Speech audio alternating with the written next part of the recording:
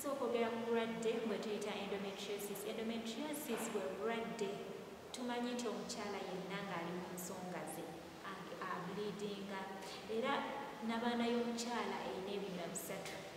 So endometriosis kyekirwadde ekisensera n'abaana y'omukyala, era nga kireeterwa omukyala oyo okubeera n'obulumi bungi ng'ali mu nsonga ze. Twayogeddeko recently nti obulwadde obwo omukyala ono abamu bwa mitendera gibeera ng'ena. Asooka okufuna obulumi ng'ali mu nsonga ze, afuna bulumi obwo bwokka nga mwali, then bw'aba agenzeemu obulumi ne buba bungi nnyo. Abamu atandika okufuna obulumi obwafuna nga n'abaana ye ebeera emuluma, afuna obulumi nga tannabagenda mu nnaku nga nnya nga tannagendamu, then wagendamu obulumi ne buba bw'amaanyi nnyo.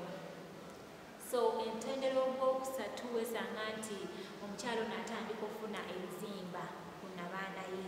Oluusi ne bibeera nti oluusi abasawo babiyita cyst, naye nga guba musaayi ogwo ogutalina bwe guyita ne gwekola ebisawo byagwo. So omutendera ogwokuna kitegeeza bwe biba bizimba biba byeyongezza sayizi nga binene nnyo nga meters 10 centimeters 10 mu ndongo. Abamu wesanga nti kiba kigenze ne organs endala ku bitundu bye ebirala nga ku byenda, abamu buli ku lungs, kitegeeza waaba ali mu nsonga n'amawuwe gatonya n'ebyenda bitonya buli akamu byakukale. So omutendera ogw'amaanyi ogwo gwe twalise stage 4 kitegeeza kigu affecting organs zo, era oluusi tugamba nti esebya stage. So obulwadde buno nagenda obufuna nti nze natandika okulaba ensonga zange nalina emyaka 14. So mu myaka egyo nawulira obulumi bungi nnyo. Of course nga mumanyi nti omuzadde akugamba mwana wange, abazadde bonna bategeka abaana nti ojja tukolabe omusaayi. So nze bwe naweza emyaka 14 nafuna obulumi bwali bungi nnyo, ate obwange tegwali nti n'omusaayi gwa red, wabula byali bintu bya black. So nava ku ssomero olw'obulumi obwo bwe nali mpulira nenzira ewaka kuba nali sobola na kuyimirira. So obulumi obwo bwali bw'amaanyi era nga bwaliko obubonero nti omuntu alina obulwadde buno abeera n'obubonero, tebujja nti bulumi bwokka, kubeerako n'ebirala. Nawuliranga nga tuziyita cramps, nti olubuto nga lwenyoola, nga nalina diarrhea. Abamu afuna okuddukana okujja nga limbireze nga nfuna diarrhea oyo. Natandika okuwulira nti obulumi obwo sisobola wadde okutuula ku ntebe nga mbeera nevulunga wansi.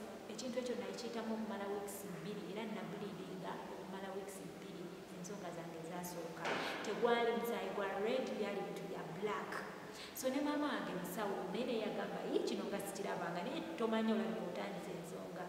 Namala emyezi 3 nga sizeemu mu nsonga zange. So after omwezi ogwokuna nenziramu era obulumi bwali bw'amaanyi. So nakula nga nze ndi mu bulumi obwo, era mu myaka egyo mami nga naye wagamba atufunayo kahabo, nga bagamba naye newaliwo ne anti we yalina ku bulumi obwo, nga wetufunayo oluusi buhabo nenywako naye byonna nga tebikola kitebikendeeza bulumi. Era natandika ku myaka egyo okumira painkillers ng'abakyala abalala abalina obulwadde buno. Natandika omira painkillers, netandika buno panado nga tezikyakola, nenzira ku diclofenac tubumanyi nga tebukyakola, wuyo ibuprofen.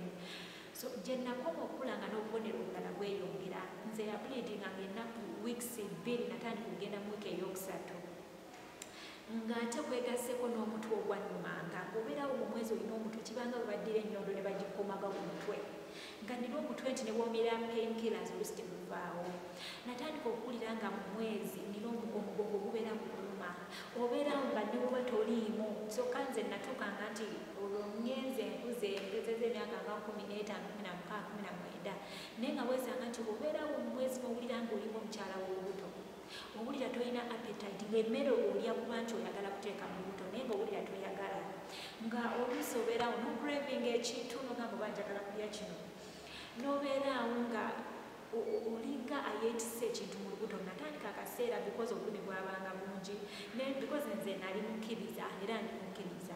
So natuuka akaseera nga newembuuza baganda bange baana mumuyitamu kino nga buli omu angamba nedda.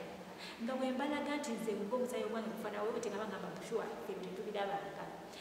So nensoma mu mbeera eyo natuuka amaze O-level nga mpulira obubonero bweyongera. So natandika okulaba abasawo ab'enjawulo naye nga bajjanjaba UTI. nentandika okumira pe antibiotics ndoza ku myaka nga 2